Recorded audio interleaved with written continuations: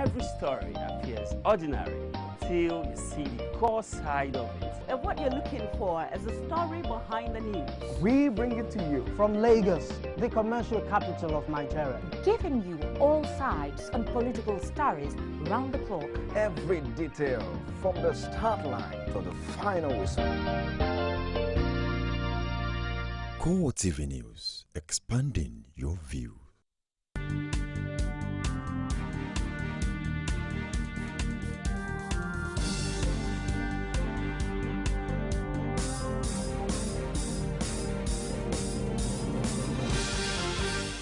Hello and welcome to CoreTV Primetime News. I am Omotayo Alo. In our major story, the army has confirmed 2 soldiers that in a military operation against insurgents fleeing from Sambisa forest.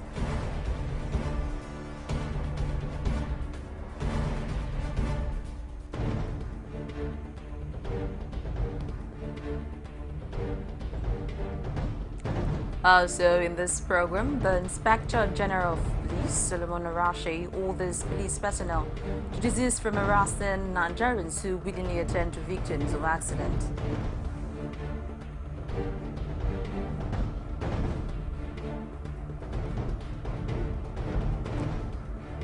One of the host communities to Federal University of Technology and Federal Polytechnic Imo, Nekada faces being cut off from the rest of the city as a result of gully erosion.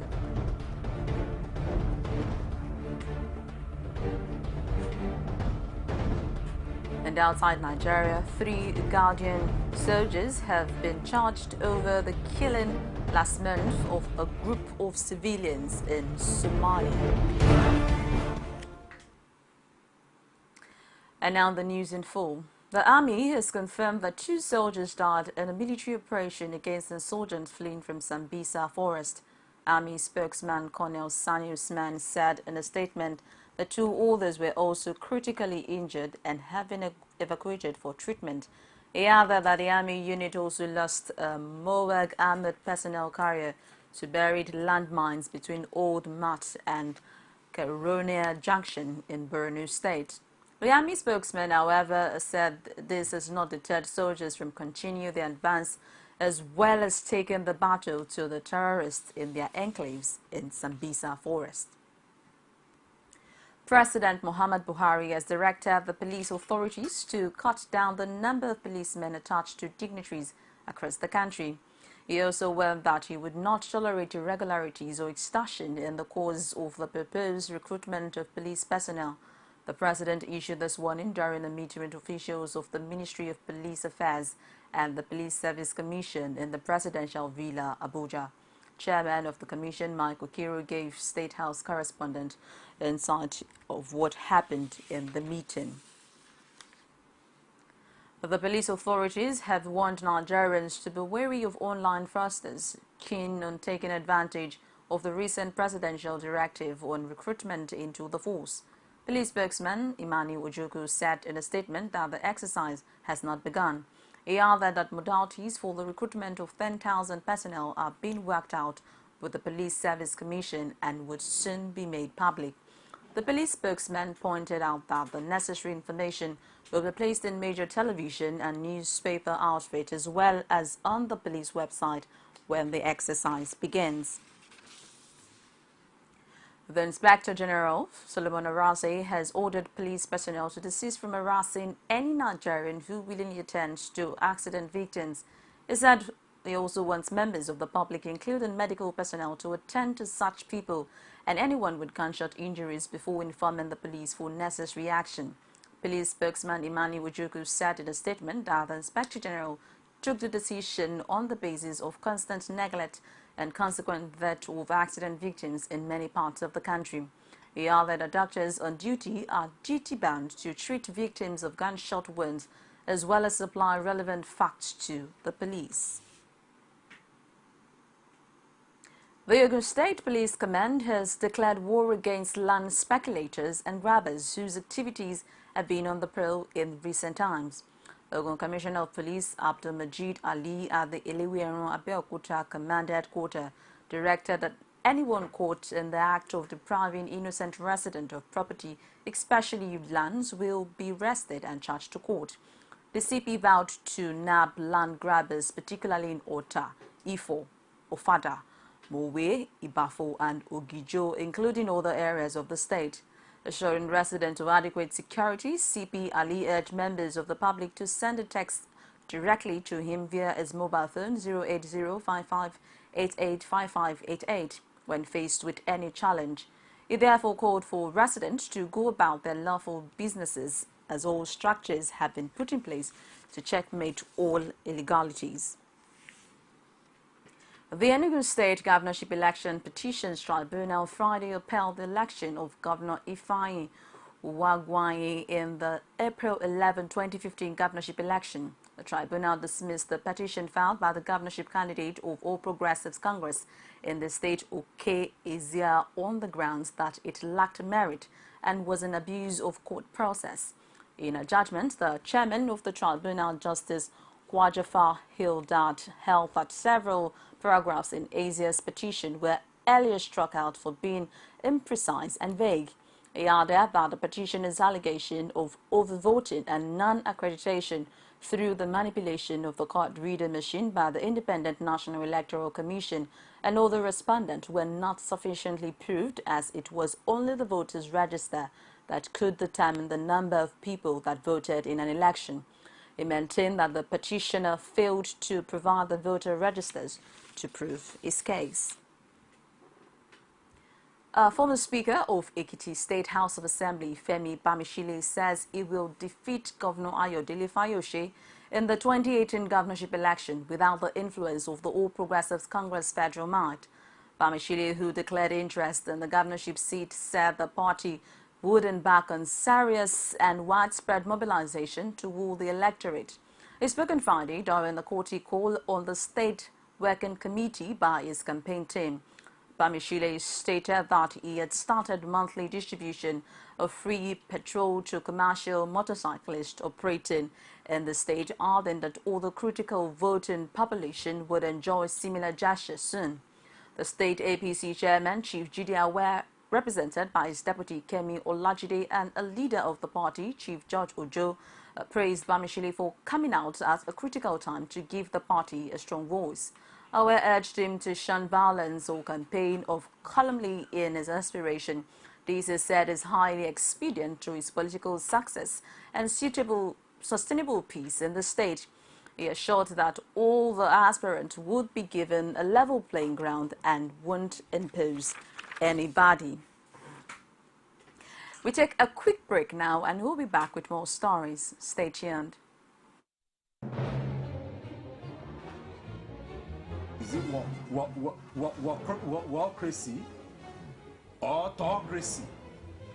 Or what type of crazy is that? Except crazy. News making the headlines. Black Maria is to carry criminals, trading looters that are in government today. Sometimes it gets confrontational. Slap you in the face. Excuse me, don't put words into my mouth. Whatever it is that will bring our military to disrepute, I say to hell on Core Digest. I want to know why I should be believing them. Every weekday, we'll bring all of these together and take them to the court of public opinion. Everybody have the right in Nigeria, where you are the judge.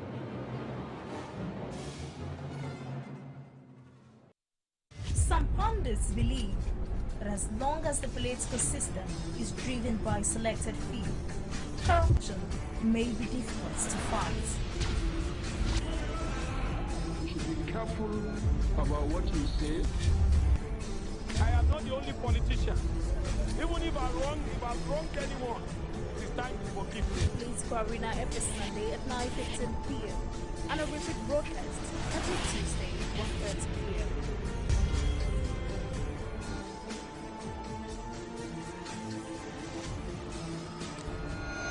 Welcome, and if you're just joining us, it's CoreTV Primetime News. For more news and information, visit our social media platform, facebook.com/CoreTV News, and our Twitter handle at CoreTV News NG. Get more on our YouTube channel, youtube.com/CoreTV, Live Space and News. And here's a quick reminder of our major story. The military has confirmed 2 soldiers died in the military operation against insurgents fleeing from Sambisa forest.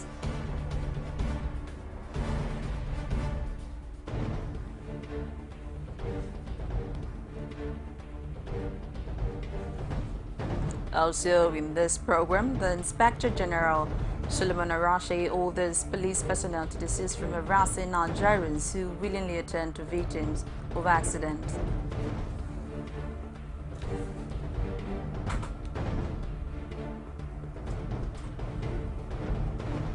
One of the host communities, the Federal University of Technology and Federal Polytechnic, IMO, Nekede, faces being cut off from the rest of the city as a result of gully erosion. The Department of Petroleum Resources, Plateau State, says that over 55 illegal filling stations are operating in the state. The State Operations Controller, Malam Idris Abubakar, stated this after picketing some of the illegal filling stations. Abubakar attributed the existence of the illegal gas station to the activities of law enforcement agents and government officials of the state government. The details. The move by the Plateau State branch of the DPR led to the discovery of over 50 illegal filling stations in the state metropolis. After picketing some of the legal and nameless filling stations, the operations controller of the state DPR, Idris Abubakar, and head of retailing, Yakubu Shehu, laments the inability of the state government to rise against the legitimate operation of the unapproved filling stations in the state. We have come now, we have confirmed their claim that they have reverted to sell the product at government price is false. Because if you can see now, they give 8 liters as 10 liters. Despite the fact that they are displaying 87 naira. But based on our measurement, they are still selling at about 100 naira per liter. So what's going to happen to them? No, the sanction will still remain. Which is? We will impose a sanction of about a month to serve as a deterrent to others. The main purpose of this exercise is to get products readily available to the public at approved pump price. There is no gainsaying if you, for example, sell a station and there is product down there that you will not now go back. Make sure the product gets to the public at the approved pump price. Then, if that product is exhausted and we still feel the station should remain sealed, we know that at least there is no product going to the public. But we won't sell a station and keep products on the ground. It doesn't really speak well of the system. With allegations ranging from selling petrol above the official rate of 87 naira, selling to black marketers against most filling stations, Abubakar says the move is not to put anybody out of business, but to enforce existing law guiding the operation of filling stations. This station, actually, as I told you, we have compiled the list and sent it to JMD because we have met with them some years back and they asked us for the list. We have compiled the list and give them. So we thank God now with the new government in place, we are still calling on the government to see what they can do. With those lists, they should help us to dismantle all these stations because we have not licensed them. As you can see, all the stations licensed by DPR, you will see their name displayed on the canopy. And you see how this station is. It's not even safe for operations. The number of illegal stations as at 2003, when we went, as at 2013, when we went out and did our census survey, was 55. But that is 2013. By now, that number will have gone somehow higher than this. The enforcement body, however, assured Nigerians of its resolve to flush out bad eggs, sabotaging the growth of the oil and gas sector.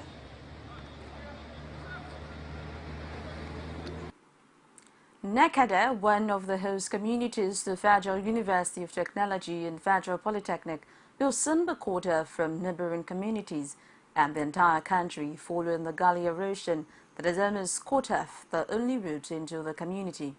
Imo State correspondent Ajibade Aofeso visited the community and found this in this report presented from our studio.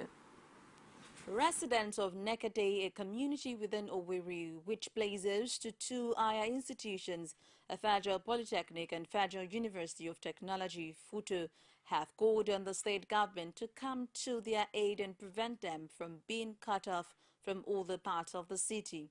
The road linking the community to Owerri, the capital of Imo State, has been cut almost totally, with youth now making quick money from motorists while pedestrians trek through for fear of accident. Traditional ruler of the area and all the local complaints that all effort to attract the attention of the state government to do something about the road have not yielded any result. Been a long-term problem with us in this place because that issue has been very much reported to the state government, which we believe by now that they should have done some certain things in that place. But now, all to no avail, nothing has been done. And it has gone into a stage where rain has met it, and then I don't believe there's anything can be done now until the rain is over.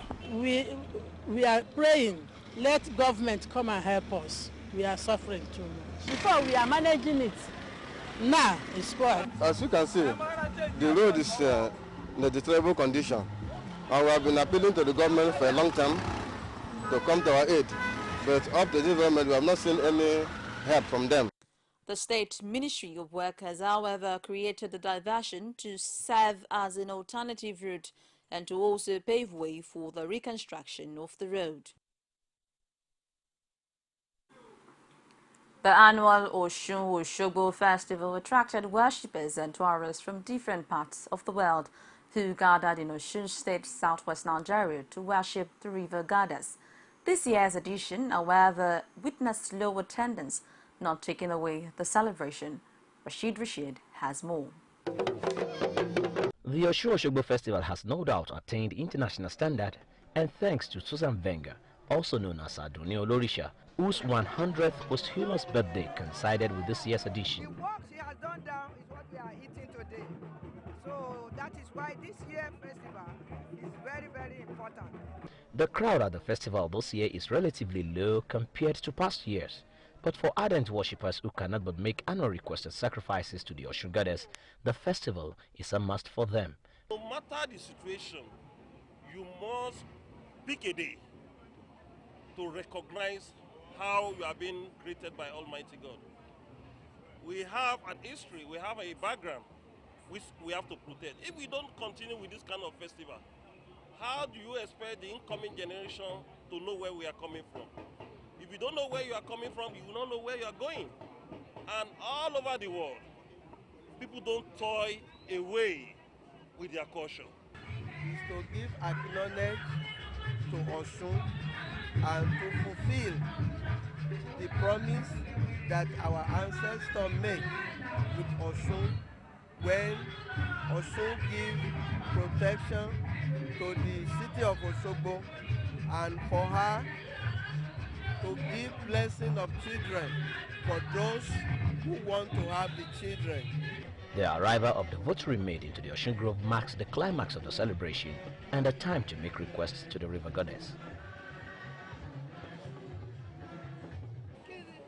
The 2015 Osun-Osogbo Festival is of a practical significance because it marks the 100th posthumous birthday of Susan Wenger, popularly known as Adoni Olorisha. And as some people see Osun-Osogbo Festival as a religious feat, some see it as a tourist attraction which brings people all over the world. But whichever way it goes, it is no doubt that the Osun-Osogbo Festival has come to stay as an integral part of the cultural history of Nigeria. Rashid, CoreTV News, Osogbo.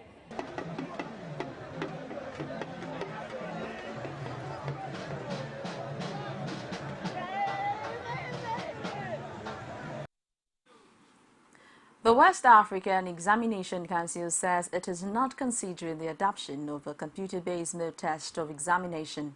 Head of Nigeria National Office of the body, Charles Erugudi, made the clarification at an interactive session with journalists in Abuja. Eguridu says it would amount to what he called intellectual dishonesty for him to say that the council would introduce CBT in the next 5 years or even in the near future. Iguridu stressed that the purpose of education is to prepare people for life, not to pass examinations, hence the need to examine different domains which CBT cannot accommodate. He said the examinations conducted by the Council took into cognizance the 3 domains that measured ability to recall, apply, and practicalize. We take another break and we'll be back with stories from outside Nigeria, business, and more.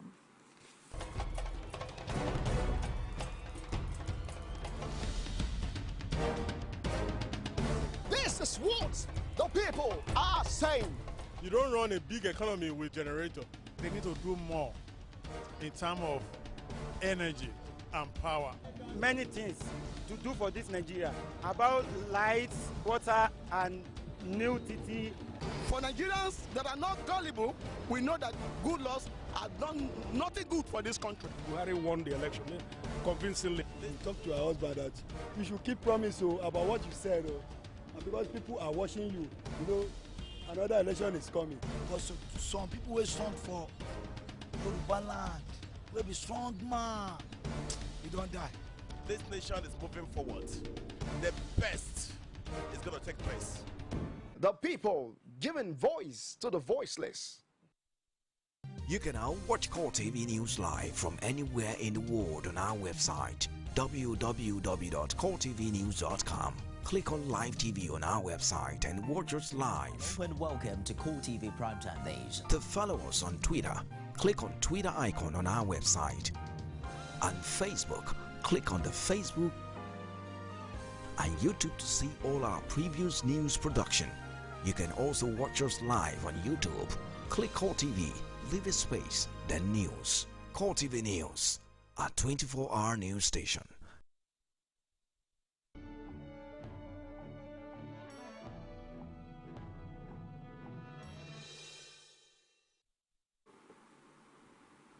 A major importer of rice in the country, Pearl Universal Impex, is set to commit $100 million into the cultivation of 7,500 hectares of rice farm and construction of 2 rice mills in Niger State.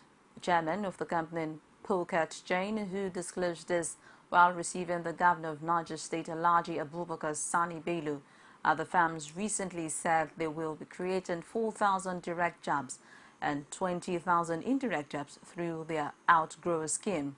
Pulkat Jain said they intend to grow rice 3 times a year on the land. Jain disclosed that the company has been a major importer of rice in the country, with import of 3,500,000 metric tons of rice annually in the past, but chose to invest in cultivation and milling of scientifically tested, high-yielded varieties of rice in order to achieve the federal government's target of achieving self-sufficiency in rice production. He added that the company is also in the process of setting up integrated rice mills with boiling and drying facilities in Bogo and Bida local government areas of the state, each with paddy processing capacity of 150,000 tons per annum. And on the foreign scene, 3 Guardian soldiers have been charged over the killing last month of a group of civilians in Somalia, an African Union official said. Maman Siddiqui, the head of the AU in Somalia, apologized to the families of the 7 people killed in the attack. The AU had previously denied that the incident took place. According to the campaign group Human Rights Watch, AU troops from Uganda began shooting at men at a wedding party after coming under fire. Witnesses said that the troops entered several houses in Maka, 70 kilometers south of the capital, Mogadishu, after a grenade attack on their envoy. Siddiqui admitted on Friday that 7 civilians had been killed. The 3 AU soldiers have been indicted and are waiting to be arraigned, according to the statement. Hundreds of migrants have rushed at Macedonia border forces in an attempt to enter the country from Greece, as dozens of families have managed to get through, but many more people are being held back. On Thursday, Macedonia declared a state of emergency in 2 border regions to cope with an influx of migrants, many from the Middle East, and the migrants are trying to reach Northern European Union members of Macedonian police earlier fired tear gas to disperse the migrants. Razor wire has been rolled across the frontier to prevent people from entering, and some 44,000 people have reportedly traveled through the country in the past 2 months, meeting little border resistance. Spokesman Ivo Tokvaksky said they are allowing entry to a number that matches the capacity to transport them or to give them appropriate medical care and treatment. Islamic State militants have demolished the ancient Christian monastery of Mar Elian in the central Syrian town of Al-Qartan, and the militant had also moved Christians taken captive in the town to their stronghold of Raqqa. According to a UK-based monitoring group, is captured Al-Qartan from government forces some 2 weeks ago, and separately, at least 4 people have died in an Israeli strike on a Syrian-held section of the Golan Heights, as Israel has carried out a wave of strikes in the area, which lies in southwestern Syria, after rockets fired from Syria struck its territory on Thursday. The rockets set fire to scrubland but did not cause any casualties. Israel's military has accused Palestinian militants from the Islamic Jihad group of firing the rockets, while Prime Minister Benjamin Netanyahu said the attack had been ordered by Iran.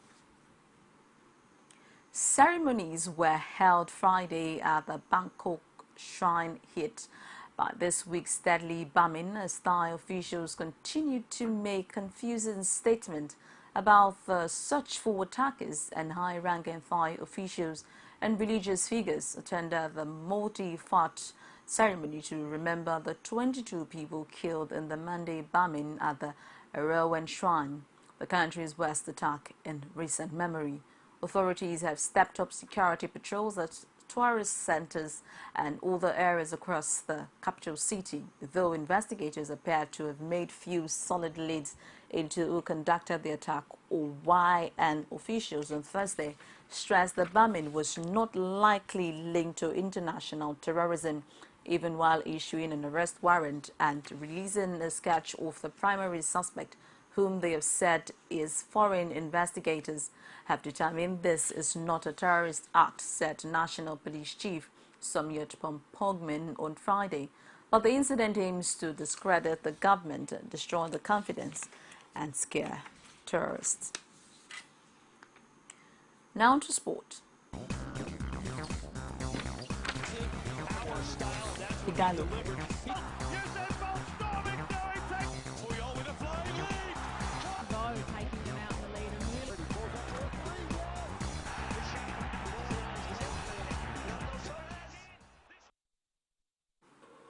Super Eagles of Nigerian and Watford striker Odion Igalo has said his spirit is not dampened by his omission from the Super Eagles list to face Tanzania next month, as he plans to work harder as coach Sunday Alisi omitted the 26-year-old from his 18-man foreign-based list for the crucial encounter. Despite his omission from the Super Eagles list for the build-up to the 2017 AFCON qualifier against Tanzania, the striker is unbeat that he would soon get his chance in the team. The former Udinese striker said that his omission would afford him the opportunity to continue working for his team towards ensuring that he makes the list in the future invitation. And he praised the decision of Olise to come out in the open and disclose that he still has a future in the Eagles and that he still remains in his plans despite omission.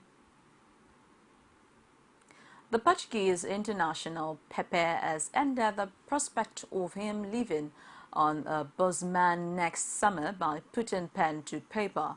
The Portuguese international had entered the final year of his deal, and after Diego Ramos penned an extension earlier this week, the club had moved to tie down another long-term Seven Pepe, who joined the Santiago Bernabeu side from Porto in 2007, remains a key part of the side, having featured in 27 Liga games last term, and the 32-year-old has won 2 league and Copa del Rey titles, and he has lifted the Champions League once for the Santiago Bernabeu club.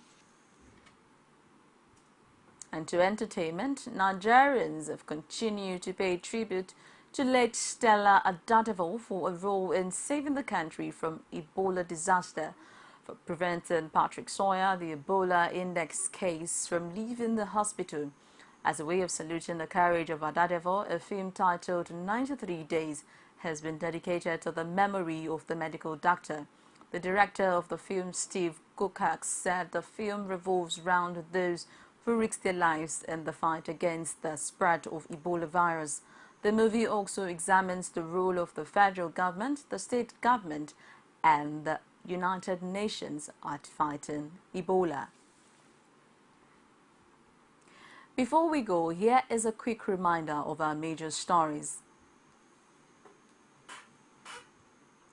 The army has confirmed 2 soldiers that in a military operation against insurgents fleeing from Sambisa forest.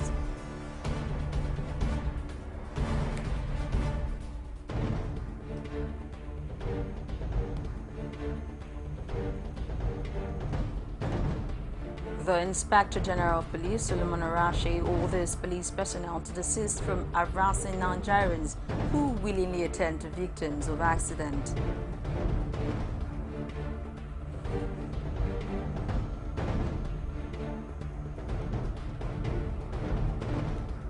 One of the host communities, the Federal University of Technology and Federal Polytechnic, Imo, Nakada, faces being cut off from the rest of the city as a result of gully erosion.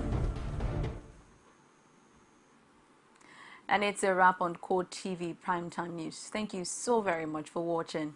My name is Omotayo Alo. Bye for now.